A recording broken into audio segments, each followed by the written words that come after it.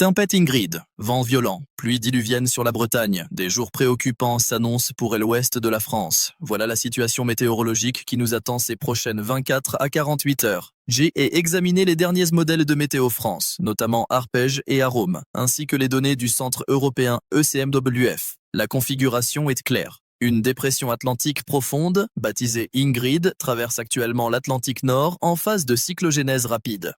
Ce terme technique signifie que la pression au centre de cette dépression chute de manière accélérée. Plus la pression baisse vite, plus les vents associés sont violents. En ce moment même, les conditions à travers le pays montrent un contraste saisissant. La Bretagne subit déjà des pluies soutenues depuis plusieurs jours. Les cumuls dépassent largement les 100 mm sur certains secteurs du Finistère et des Côtes d'Armor. Les sols sont saturés. Toute la façade atlantique, de Brest jusqu'au Pays Basque, connaît des conditions douces et humides avec des températures de 5 à 8 degrés au-dessus des normales saisonnières. Pendant ce temps, dans l'Est, le Jura enregistre des températures descendant jusqu'à -8 degrés ce matin.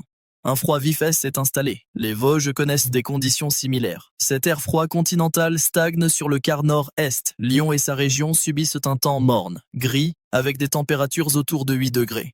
Rien de spectaculaire, mais cette monotonie touche à sa fin. Le Var a connu des épisodes orageux intenses ces derniers jours. Des alertes oranges ont été déclenchées localement pour des risques d'inondation. La Méditerranée reste sous l'influence d'une masse d'air douce et instable. Nice profite encore de températures clémentes autour de 15 degrés.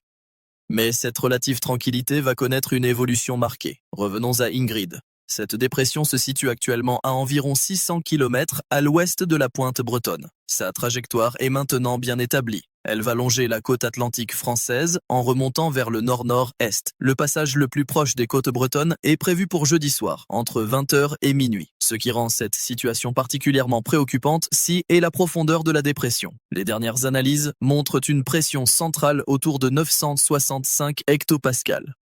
Pour vous donner une référence, une dépression est considérée comme profonde en dessous de 980 hectopascales. Nous sommes donc face à un système vigoureux. Les vents constituent la première menace. Le modèle Arpège de Météo France anticipe des rafales atteignant 120 km/h sur les caps exposés de Bretagne. Le Finistère, les Côtes d'Armor, le Morbihan seront en première ligne. Mais ce qui m'inquiète davantage, c'est l'arrière de cette dépression. Derrière le passage du front froid, un régime de traîne actif va s'installer. Ce régime amène des grains successifs avec des rafales qui peuvent être aussi violentes, voire plus violentes que dans le corps même de la tempête. À l'intérieur des terres bretonnes, les rafales atteindront 100 à 110 km/h. Rennes, Vannes, Quimper doivent s'attendre à des conditions venteuses marquées. Le littoral du Cotentin sera également concerné avec des pointes autour de 120 km/h.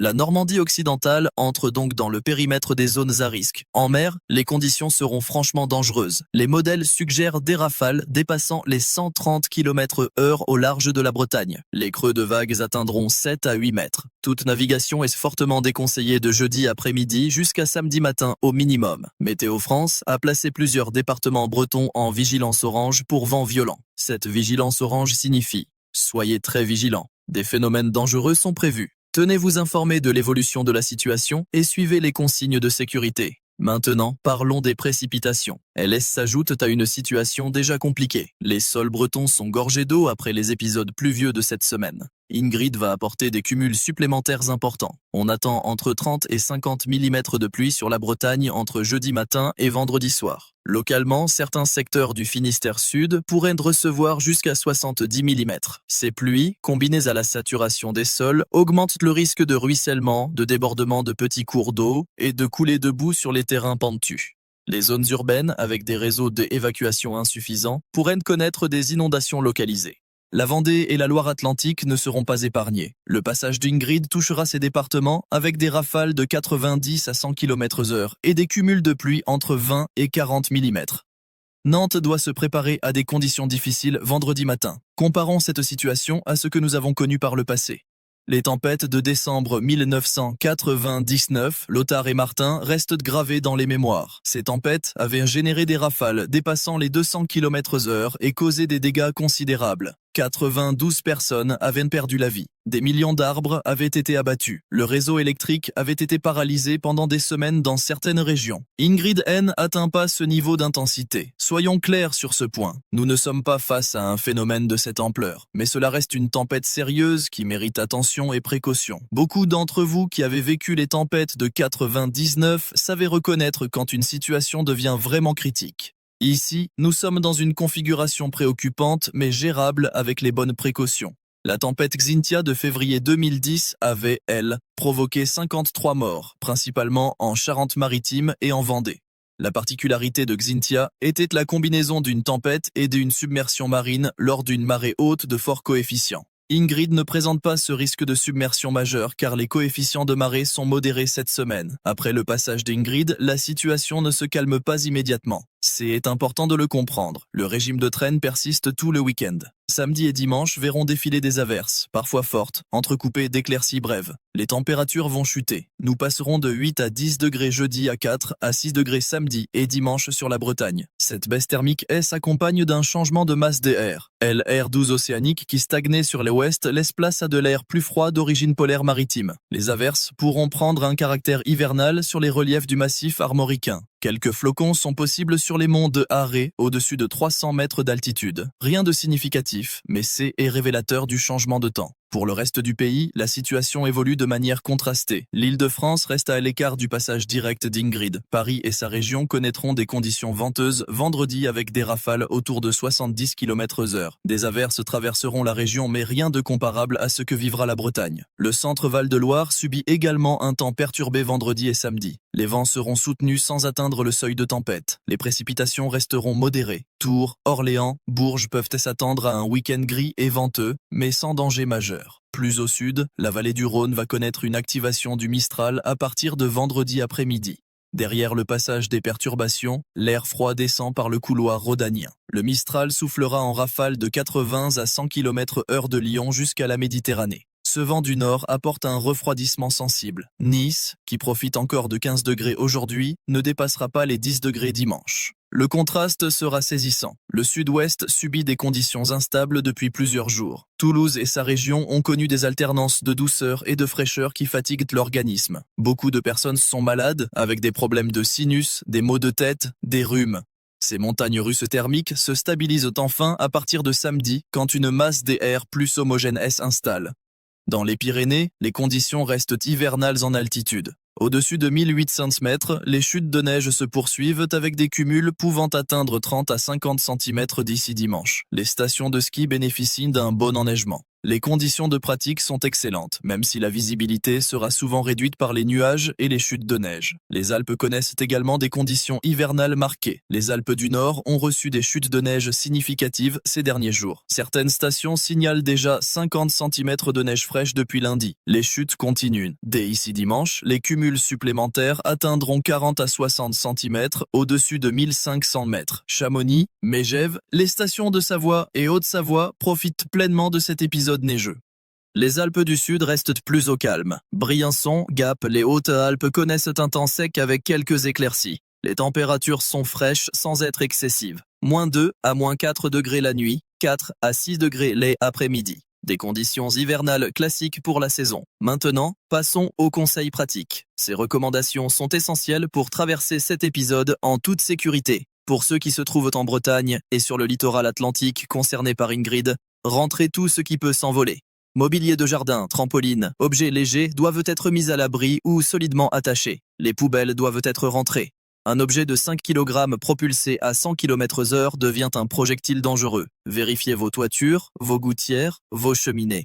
Si vous constatez des tuiles descellées ou des éléments fragilisés, faites intervenir un professionnel avant le passage de la tempête. Ne montez pas vous-même sur le toit pendant ou juste avant l'épisode venteux. Les arbres constituent un danger majeur lors des tempêtes. Si vous habitez près d'arbres de grande taille, soyez conscient du risque. Les arbres affaiblis, morts ou penchés dangereusement peuvent se briser. Évitez de stationner votre véhicule sous les arbres jeudi soir et vendredi. Privilégiez un parking dégagé ou un garage fermé. Ne vous déplacez qu'en cas de nécessité absolue jeudi soir et vendredi matin sur les zones en vigilance orange. Si vous devez conduire, réduisez votre vitesse, augmentez les distances de sécurité. Les rafales latérales peuvent déporter votre véhicule, particulièrement les véhicules hauts et légers. Camping-car, fourgon, camionnette. Méfiez-vous des branches et débris sur les routes. Après le passage des premières rafales, des obstacles peuvent encombrer la chaussée. Restez vigilants. Ne sortez pas ramasser les branches tombées pendant que le vent souffle encore fort. Attendez que les conditions se calment. Pour les personnes âgées, limitez les sorties au strict nécessaire. Le risque de chute augmente considérablement avec le vent. Une rafale peut facilement déséquilibrer. Si vous devez sortir, tenez-vous fermement. Évitez les zones exposées. Privilégiez les trajets le long des murs et bâtiments qui offrent une protection. Préparez une lampe de poche avec des piles de rechange. Les coupures d'électricité sont possibles lors des épisodes venteux. Chargez vos téléphones portables. Ayez de quoi vous éclairer et restez informés en cas de panne de courant. Restez à l'écoute des bulletins météorologiques. La situation peut évoluer. Météo France met à jour ses prévisions régulièrement. Consultez le site internet et l'application mobile ou les médias locaux pour suivre l'évolution de la vigilance. Si vous habitez près d'un cours d'eau susceptible de déborder, surveillez son niveau. En cas de montée rapide des eaux, préparez-vous à mettre vos biens de valeur en hauteur. Ne traversez jamais une route inondée. Quelques centimètres d'eau suffisent pour emporter un véhicule. Beaucoup d'accidents mortels lors des inondations surviennent parce que des automobilistes ont tenté de franchir des zones inondées. Pour les agriculteurs et éleveurs, sécurisez vos installations. Les bâches, les serres, les structures légères doivent être renforcées ou démontées. Vérifiez que vos animaux disposent d'abris solides. Les troupeaux en extérieur doivent être déplacés vers des zones protégées. Les professionnels de la mer doivent impérativement rester à quai. Aucune sortie ne doit être envisagée entre jeudi après-midi et samedi midi au minimum. Les conditions en mer seront extrêmement dangereuses. Même les navires de grande taille subiront des conditions difficiles. Après le passage d'Ingrid, la semaine prochaine s'annonce agitée. Lundi et mardi, une nouvelle perturbation traverse le pays de ouest en est. Elle apporte des pluies sur toutes les régions. Les cumuls restent modérés, entre 10 et 20 mm. Les températures se maintiennent entre 6 et 12 degrés selon les régions. Mercredi et jeudi, une accalmie relative s'installe. Les éclaircies deviennent plus fréquentes. Le soleil fait quelques apparitions, notamment sur la moitié sud. Les températures remontent légèrement. Nous retrouvons des valeurs proches des normales saisonnières. 8 à 10 degrés sur le nord, 12 à 15 degrés sur le sud. Mais attention, cette accalmie est temporaire. Les modèles à moyenne échéance suggèrent le retour de perturbations atlantiques pour le week-end suivant. La configuration générale reste marquée par un flux océanique actif. Les dépressions se succèdent sur l'aile atlantique. Le temps perturbé, venteux et pluvieux semble s'installer durablement sur la France. Cette persistance d'un temps agité interpelle. Depuis le début du mois de janvier, les perturbations se sont enchaînées sans répit véritable. Les cumuls de pluie dépassent largement les normales sur la façade atlantique. Certains secteurs de Bretagne ont reçu 2 fois la quantité de pluie habituelle pour un mois de janvier. Les sols restent gorgés. Chaque nouvel épisode pluvieux aggrave le risque de ruissellement et d'inondation. Cette situation n'est pas exceptionnelle sur le plan historique. L'hiver 2013-2014 avait connu une succession similaire de tempêtes et de pluies diluviennes. Les submersions marines en Bretagne et en Vendée avaient marqué les esprits. L'hiver 1989-1990 avait également été particulièrement agité avec plusieurs coups de vent violents. Ce qui caractérise la situation actuelle, c'est la régularité. Nous n'avons pas un événement extrême isolé, mais une succession d'épisodes perturbés avec peu de répit entre deux. Cette accumulation fatigue.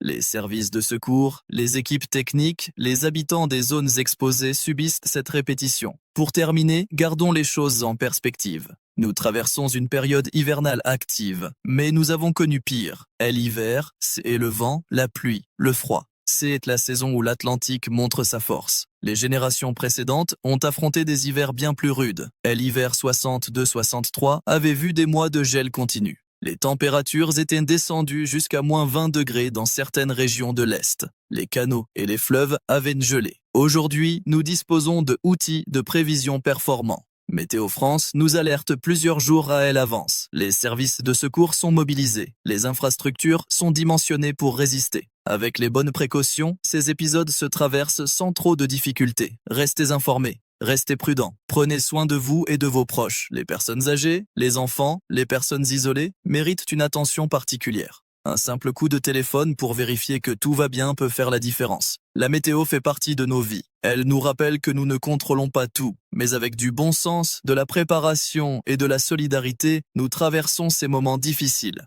Dès ici quelques jours, Ingrid ne sera plus qu'un souvenir. La vie reprendra son cours normal. En attendant, soyez vigilants sans céder à la panique.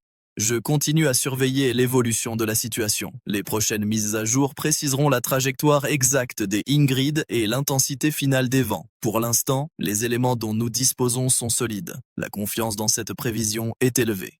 Les modèles convergent sur les grandes lignes de cet épisode.